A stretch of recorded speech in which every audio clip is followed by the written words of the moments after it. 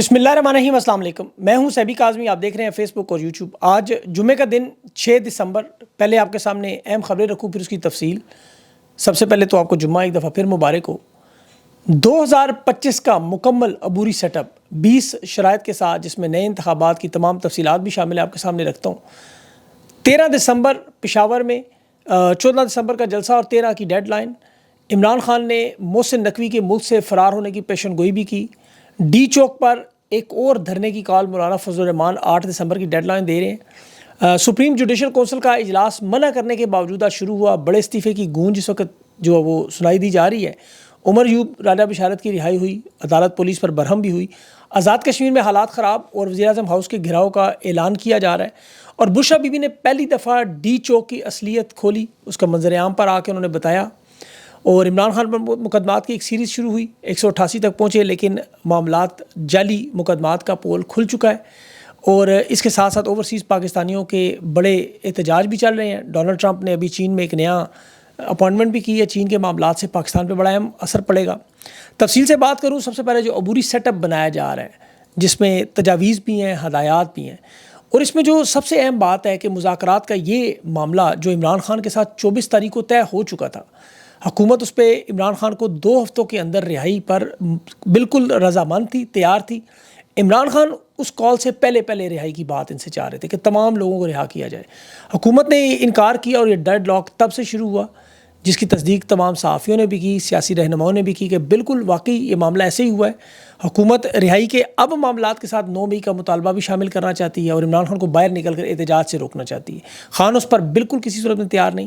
اب جو set up بنایا جا رہا ہے، جس پہ بھی جنرل نعیم خالد لودھی صاحب نے پوری تفصیل بھی جاری کی ہے عبوری سیٹ اپ کی، کہ یہ چونکہ درمیانی راستے کی کوشش کر رہے ہیں اور یہ سارے معاملات عمران خان کے پاس بھی جا رہے ہیں کہ دیکھیں یہ آپ کے سامنے مطالبات رکھے جا رہے ہیں قومی حکومت کا عبوری سیٹ اپ کا، لیکن ظاہر ہے عمران خان نے فیصلہ کرنا ہے اور خان عوام کی امنگوں کے حساب سے فیصلہ کرتا ہے، اور عوام کسی صورت میں پیپلز پارٹی نون لیگ اسٹیبلشمنٹ کے ساتھ ہاتھ نہیں ملانے پہ راضی۔ یہ بات طے ہے، مذاکرات ضرور کریں۔ جو تجاویز عمران خان کو دی جا رہی ہیں وہ میں اگر آپ کے سامنے رکھوں مثال کے طور پر، ایک تو پہلی اس میں یہ ترجیح تھی کہ فوج کو فی الفور سیاسی، معاشی اور خارجہ پالیسی کے معاملات سے نکلنا ہوگا۔ رائے کی حد تک صرف نہیں، اس میں 20 نکات ہیں، میں صرف اہم نکات آپ کے سامنے رکھتا ہوں۔ دوسرا، عمران خان سمیت تمام سیاسی قیدیوں کی رہائی اور نیا الیکشن کمیشن بنا کے نئے انتخابات کی تاریخ بھی دی جائے۔ یونین کونسل کے انتخابات فی الفور ہوں اور احتجاج جو ہے وہ روک دیا جائے۔ انٹرنیٹ کو، مرکزی میڈیا کو آزاد کریں، پابندیاں ختم کریں، شہریوں کی نگرانی کا عمل ختم کریں، لوگوں کے پاسپورٹ واپس کریں جو بیرون ملک جانا چاہتے ہیں۔ پھر تمام سیاسی جماعتوں پر ایک وقت بنا کر معیشت کے حوالے سے IMF کے ساتھ معاملات سب کو آن بورڈ لیا جائے۔ سعودی عرب، چین، عرب امارات، امریکہ، برطانیہ، ان کے ساتھ جو مذاکرات ہوں وہ سامنے ہوں، عوام کے بالکل واضح طور پر نظر آئیں۔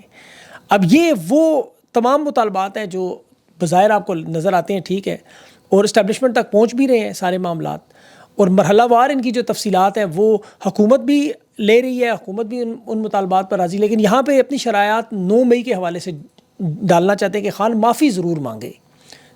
اب یہاں پر بلاول زرداری والا معاملہ جو قومی حکومت کے سامنے جوڑ توڑ ہے وہ بھی آپ جانتے ہیں۔ اب تحریک انصاف دوسری طرف اس کا جواب عمران خان کیا دے رہے ہیں، پارٹی موبلائز کر رہے ہیں۔ 13 دسمبر پشاور میں جلسے سے ایک تو شہداء کو خراج عقیدت پیش کیا جائے گا اور تحریک انصاف کی تمام صف بندی دوبارہ شروع ہو چکی ہے۔ عمران خان نے بڑے واضح انداز میں 2 نکاتی مطالبہ ان کے سامنے رکھا اور 14 دسمبر کی ڈیڈ لائن دی، جو اسٹیبلشمنٹ سمجھ نہیں پا رہی، کیونکہ خان کا جو سیاسی ویژن ہے وہ اس کے عشر و عشیر بھی نہیں ہے باقی لوگ۔ خان جو سیاسی فیصلے کرتا ہے اس کی، آپ کو پتہ ہے سیاست میں ٹائمنگ بڑی اہم ہوتی ہے۔ مثال کے طور پر عمران خان کی، جب آپ کو یاد ہو 2018 کی صورتحال میں آپ جائیں، جو معاملات عمران خان سے پہلے ہو چکے ہیں، مثلا 4 مارشل لا لگ چکے ہیں، 71 بنگلہ دیش ٹوٹ چکا ہے، بلوچستان کے پی میں آپریشن ہو چکے ہیں، ان سب کے بعد جب عمران خان کی حکومت گرائی گئی تو 9 مئی سے پہلے بھی بہت سارے واقعات ہو چکے تھے، مثلا ضلع شاہ ارشد شریف کی شہادت، شہباز گل اعظم سواتی کا معاملہ، عمران خان کے گھر پر حملے، گرفتاریاں، زمان پار پر قبضہ، 200 سے زائد کیسز، یہ سارے معاملات عمران خان کے 9 مئی سے پہلے ہو چکے ہیں۔ 25 مئی کو جب طاقت کا استعمال کا فیصلہ خان نے وہ کینسل کیا تھا، لیکن عمران خان نے سول نافرمانی کی مہم نہیں چلائی۔ خان نے موقع دیا، سمجھانے کی کوشش کی۔ اب بہت سے لوگ یہ سوچ رہے ہیں کہ 2014 میں بھی سول نافرمانی کی کوشش کی گئی، بل جلایا گیا عمران خان کی طرف سے، وہ کامیاب نہیں ہوئی۔ اب سب سے پہلے تو دیکھیں 2014 اور 2024 میں 10 سال گزر چکے ہیں۔ 10 سال کے اس عرصے میں بہت کچھ ہو چکا ہے۔ اس وقت کے حالات اور واقعات میں اور آج زمین آسمان کا فرق ہے۔ اس وقت کے عمران خان اور آج کے عمران خان میں زمین آسمان کا فرق ہے. یہ جو تحریک خان نے شروع کی اس میں خان کا اپنا خون بھی شامل ہے. شہادتیں بھی اس لیول پر ہوئی ہیں جو قیام پاکستان کے وقت نظر آئیں. 2024 کا پورا الیکشن اس طرح چوری ہوا. خان مقبول کے ساتھ مظلوم بھی ہے. عوام آج خان کی آواز میں وہ طاقت ہے جو اس وقت نہیں تھی. اس لیے بائیکاٹ کا یہ فیصلہ کامیاب ہوگا. اوورسیز پاکستانی عمران خان سے ایک عرصے سے درخواست کر رہے تھے کہ آپ ہدایات دیں, حکم دیں کہ ریمیٹنسز روکنی ہے ہم نے, لیکن عمران خان نے ایسا نہیں کیا. IMF کے معاہدے کے وقت آپ کو یاد ہوگا عوام کا بڑا دباؤ تھا کہ آپ دستخط نہ کریں بنی گالہ جب یہ پہنچے, بلکہ خیبر پختونخوا سے بھی کہیں کہ وفاق کے ساتھ نہ جڑے, لیکن عمران خان نے یہ بھی نہیں کیا کیونکہ خان کو پتہ ہے کہ ٹائمنگ سیاست میں سب سے اہم ہے. اب عمران خان کے پاس بہت سے آپشنز موجود ہیں, بہت سے آپشنز. پہلا یہ جو ان کی کوشش ہے کہ خزانے کے اوپر بیٹھے ہوئے سانپوں کو ہٹایا جائے, ان کے پیروں تلے سے معیشت کی زمین کھینچی جائے, کیونکہ دیکھیں اس میں فائدہ کیا ہے. سب سے بڑا ان کا نقصان تو مالی نقصان ہے. یہ جو بائیکاٹ مصنوعات نہ خریدنے کے انکار پر ہوتی ہیں یا عوام ٹیکس دینے سے انکار کرے, آپ محلے کی دکانوں پر جائیں, ان کے جو پروڈکٹس ہیں مصنوعات ہیں وہ آپ نہ خریدیں, تو پھر ایک تو یہ نفرت کے طور پر سامنے آتا ہے. دوسرا اس کا سوشل بائیکاٹ کا امپیکٹ بڑا ہے سماجی طور پہ.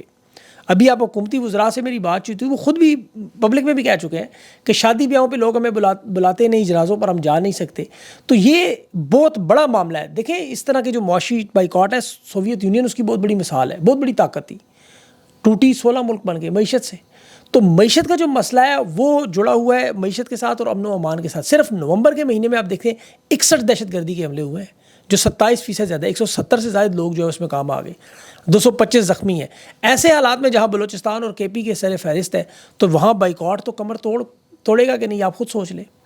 اب صحافی کچھ اعتراض کر رہے ہیں, کچھ رہنما اعتراض کر رہے ہیں جی کہ یہ شہداء کے لیے ان کا دل دکھتا ہے, ہم سب کا دکھتا ہے, لیکن کیا آپ نے شہداء کے لیے کبھی یہ دیکھا یہ جو کروڑوں اربوں کی مرات ان کے بڑے افسران کو ملتی ہیں, جن کے بیرون ملک اثاثے ہیں, جن کی بڑی بڑی پراپرٹیز ہیں, ریٹائرمنٹ کے بعد سیدھے وہاں پہنچتے ہیں, وہ شہداء کو کیوں نہیں ملتی؟ یہ DHMN کے بڑے بڑے گھر دیکھیں, اس کے باہر آپ دیکھیں گارڈز کون ہیں, ریٹائر ہو کے جو سپاہی بیچارہ لگتا ہے, یہ پلاٹ انہیں تو کبھی نہیں ملتے. جتنے بھی شہید لوگ ہیں آپ کو پتہ ہے وہ سارے بیچارے لوور رینکس کے سپاہی یا صوبیدار لیول کے. بڑے بڑے افسران تو کشاز و نادر آپ کو شہید نظر آتا ہے. اب ان پراپرٹیز میں ان شہداء کا تو کوئی حصہ نہیں, بلکہ IMF سے جو ملا ہوا مال ہوتا ہے وہ بھی نہیں ملتا ان کو. یہ 35,000 ویگو ڈالے کیا ان شہداء کو ملے؟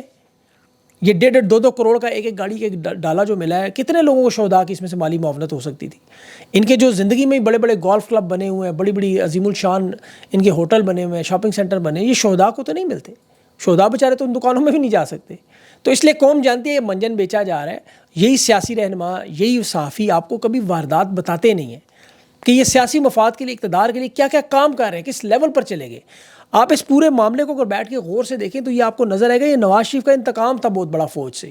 یہ جو سارے کا سارا ملبہ فوج پہ انہوں نے ڈال دیا, جس کا آرمی چیف نے فارمیشن کمانڈر کانفرنس میں کہا کہ ہمیں تو وزیر اعظم نے بلایا تھا آئین پر.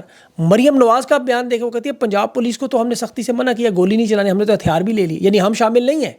شہباز شریف بھی کہتا تھا آپریشن کے بعد آرمی چیف کو میں مبارک دے رہا ہوں. انہوں نے آپریشن کیا, واردات کی, اس سے کیا ہوا فوج اور عوام کے درمیان اتنی بڑی دوری پڑ گئی, گولیاں بھی چلی, لوگ بھی شہید ہوئے, اور یہ لوگ پتلی گلی سے نکل بھی گئے.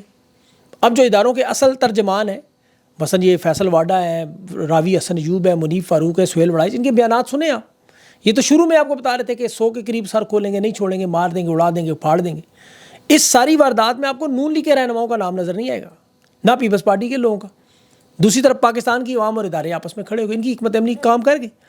اب تحریک انصاف کے لوگ صرف اکیلے نہیں ہیں, ان کے ساتھ دیکھیں باقی جماعتیں بھی کھڑی ہو رہی ہیں. جمعیت علماء اسلام کی تو مدرسوں کی رجسٹریشن کا مسئلہ ہے, وہ بھی 8 دسمبر کی ڈیڈ لائن دے رہے ہیں کہ 8 دسمبر تک منظور ہے, تو ہم بھی اگر اب ان کی منظور اگر نہیں ہوتی اور وہ ساتھ کھڑے ہو جاتے ہیں, جس طرح باقی پارٹیوں کو بھی ہوش آ رہی ہے. آزاد کشمیر میں دیکھیں آپ, ضلع باغ میں صدارتی آرڈیننس پہ لوگ وزیر اعظم ہاؤس کا گھیراؤ کی طرف جا رہے ہیں, پہیا جام اور شٹر ڈاؤن کے دوسرا دن جا رہے ہیں, اور حالات مزید خراب ہوتے جا رہے ہیں. اب جو رپورٹس منظر عام پہ آ رہی ہیں, اب تحریک انصاف ڈاٹا اکٹھا کر رہی ہے, 1400 کے قریب انہوں نے اکٹھے کر لی ہیں, جس میں 1100 لوگوں کی حراست انہوں نے کنفرم کی, اور 300 لوگ ابھی بھی مسنگ ہیں. اب ان 300 لوگوں میں سے کتنے شہید ہیں, کتنے زندہ ہیں, کسی کو پتہ ہی نہیں. حکومت تو ایک بھی ماننے پر تیار نہیں. تحریک انصاف نے تو 12 سامنے تو کر ہی دیے. ابھی آج بھی علیمہ خان کی جو خان سے ملاقات ہوئی, عمران خان نے لاپتہ لوگوں کے بارے میں سب سے زیادہ تشویش کا اظہار کیا کہ ان کی کوئی خبر نہیں ہے. خان تو نے کہہ رہا ہے خدا را نہ مارو اپنے لوگوں, ان پہ ظلم کرنا بند کرو. خان تو پیشن گوئی کر رہا ہے کہ یہ تو سارے بھاگ جائیں گے ملک سے, آخر میں فوج نے رہ جانا ہے اور تحریک انصاف کے لوگوں نے رہ جانا ہے. یہ سارے محسن نقوی تو عمران خان نے کہا وہ فرار ہونے جا رہا ہے. اب دیکھیں عدالتوں کا بڑا اہم کام ہے. عدالتوں میں سے بھی آج بڑا اہم جو معاملہ چل رہا ہے, منصور علی شاہ نے جو خط لکھا تھا رولز بنانے جوڈیشل کمیشن کا, جس کا کام ہے یہ ساری کارروائی دیکھنا. اب ججز کی طرف سے رد عمل یا تو استعفے ہیں, کیونکہ انہوں نے فل کورٹ بلانے کی بجائے جوڈیشل کمیشن بلا لی ہے. اب یا تو تمام جج اکٹھے ہو کے ایک طرف اس آئین اور انصاف کی لڑائی لڑیں گے جو ہوا آپ کے سامنے, یا تو کھڑے ہو کے کہیں گے فل کورٹ بنائیں, آئین اور قانون چلائیں, یا پھر یہ استعفیٰ دے دیں گے. منصور علی شاہ صاحب کا استعفیٰ آ سکتا ہے, جس طرح منیب الحسن کا یا مظاہر نقوی کا آیا. دیکھیں اصولاً تو انہیں جس دن 17 جج لگائے گئے تھے, کیونکہ اب تو تھوڑے سے ہی آزاد جج رہ گئے نا, ایک دن میں 17 جج لگائے گئے سپریم کورٹ میں, تو آزاد جج تھوڑے سے ہیں. اب یا تو یہ کھڑے ہو کے اسی دن کرتے, اسی دن جس دن پختونوں کو اغوا کیا گیا, جس دن لوگوں کو مارا گیا, اسی وقت یہ معاملہ اٹھاتے, فل کورٹ بنانے کا کہتے, ورنہ استعفیٰ دینے کی بات کرتے. اب دیر ہو گئی ہے تھوڑی شاید. آج جو پختون آپ کو پتہ اٹھائے جا رہے ہیں, وہ معاملہ بھی عدالت میں گیا. عمر ایوب کی جو غیر قانونی حراست تھی, کیونکہ قانون کا یہ عالم بن چکا کہ ہائی کورٹ ضمانت دے رہی ہے باقاعدہ. عمر ایوب کے پاس ضمانت موجود تھی, پولیس نے پھر بھی اٹھا لی. آج وہ پوچھ رہا تھا جج کہ آپ نے کیا کیسے. تو قانون کا یہ جو کھلواڑ ہو رہا ہے, یہ پاکستان کی تاریخ میں ایسا نہیں ہوا. اسی لیے عمران خان یہ بار بار بات کرتے ہیں آئین اور قانون کی. آج خان پہ بھی, بلکہ بشا بی بی 190 ملین پاؤنڈ کا کیس تھا, 9 دسمبر تک ملتوی ہوا ہے. بشا بی بی آج ناقابل ضمانت وارنٹ کی جاری ہیں, وہ نہیں پیش ہوئیں. انہیں پتہ ہے پیش ہونے کا فائدہ ہی نہیں. وہ چارسدہ میں آج ڈی چوک کے جو 2 لوگ شہید تھے, ان کے گھر تعزیت کے لیے گئیں. خیبر پختونخوا کی حکومت کے 1 کروڑ کا چیک بھی دیا. آج وہاں صحافی بشا بی بی سے پوچھے تھے, اور یہ پہلی دفعہ انہوں نے منظر عام پر یہ چھوٹا سا بیان دیا, اور بڑا اہم بیان دیا ہے. انہوں نے کہا میں ڈی چوک میں رات 12:30 بجے تک اپنی گاڑی میں موجود تھی, اور میں اکیلی تھی. میں ان لوگوں سے درخواست کر رہی تھی کہ مجھے اکیلے نہ چھوڑو, ہم لوگ یہیں رہیں گے, میں ڈی چوک سے نہیں جا رہی. لیکن پھر بعد میں باقاعدہ طور پر میری گاڑی پر باقاعدہ فائرنگ کی گئی تاکہ ہم ڈی چوک سے نکلیں. اب یہ بیان ان کا بڑا امپورٹنٹ بیان ہے اس میں. لیکن اب تحریک انصاف آلریڈی پہلے مشکلات میں, یہ اب انگڑائیاں لے رہے ہیں, تو میرے خیال میں اس معاملے کو نہ ہی چھڑیں. ہمیں تو فوکس گولی کیوں چلائی پر رکھنا چاہیے, اور اسی پر رکھا ہوا ہے لوگوں نے, اسی لیے ان کے والدین کو اٹھایا جا رہا ہے. ابھی انتخابات کا معاملہ, ایک اور چیز جو وکلا منجن بیچ رہے ہیں, ان کے 4 ہفتے بعد انتخابات ہیں, یہ بھی ذرا ذہن میں رکھیے گا. ایک دفعہ پھر یہ نعرے ماریں گے وکلا زندہ ہیں زندہ ہیں. ان لوگوں نے بڑا مایوس کیا ہے, اس لیے یہ زندہ ہو نہ زندہ ہو, زندہ لاشیں کسی کو نہیں چاہیے. بہرحال انٹرنیشنل کچھ خبریں بھی آپ کو بتا دوں, کچھ اہم پیش رفت ہوئی ہیں. اس میں ایک تو ابھی آسٹریلیا میں پاکستان کی ایمبیسی کے باہر اس قتل عام پر مظاہرہ کیا گیا. اب دنیا کے باقی ممالک میں بھی یہ معاملہ چلنے جا رہا ہے, اور یہ پاکستانی کمیونٹی کر رہی ہے. تحریک انصاف ان کے ساتھ کھڑی ہوتی ہے. یہ کوئی سیاسی مظاہرے نہیں ہیں, تحریک انصاف کے لوگ بھی اس میں بڑی شرکت کر رہے تھے, اور یہ پروٹیسٹ کر رہے ہیں, پرامن احتجاج. دوسرا بڑا جو ڈونلڈ ٹرمپ کی طرف سے چین کا معاملہ, اور چین کے یاد رکھیں معاملات پاکستان سے جڑے ہوئے ہیں, اور یہ چین کے ساتھ امریکہ کے تعلقات بہتر ہو گئے تو پھر اسٹیبلشمنٹ کی ضرورت بالکل ایک ردی کی ٹوکری میں ایک کاغذ کی طرح ہی ہوگی. تو یہ تعلقات امریکہ بڑے اہم معاملات اس میں اپنے ٹھیک کرنے جا رہے ہیں, اور اس کے بعد پھر اسٹیبلشمنٹ کے لیے مسائل کا اضافہ ہوگا ظاہر ہے. ایک اور جو بڑی اہم بات جو میں نے آبزرو کی ہے ان دنوں میں, کہ تحریک انصاف کے لوگوں کو اور والنٹیئرز جو رضاکار ہیں, ان کو میں بتانا چاہتا ہوں. انٹرنیشنل جرنلسٹ اور مغربی دنیا کے کافی سیاستدانوں سے میری بات ہوئی. اب دیکھیں تحریک انصاف کے پاس سب سے زیادہ پڑھے لکھے لوگ موجود ہیں, خاص طور پر اوورسیز پاکستانی. انہیں اپنے حقائق کو, ان فیکٹس اینڈ فگرز کو, اس کانٹینٹ کو انگریزی میں بھی کرنا چاہیے. ابھی نیو یارک ٹائمز میں دیکھیں ایک آرٹیکل پاکستانی صحافی نے لکھا, بالکل حقائق کے برعکس, باقاعدہ طور پر اس کی ذاتی خواہشات اور اس کا جو بشا بی بی کے کردار پر وہ فیکٹس اینڈ فگرز کو مسخ کر کے لکھا جا رہا ہے. یہ ہیں اس طرح کے لوگ ابھی کچھ تھوڑے سے, یہ ایک باقاعدہ طور پر پروپیگنڈا, اور یہ دنیا میں لوگ پڑھتے ہیں.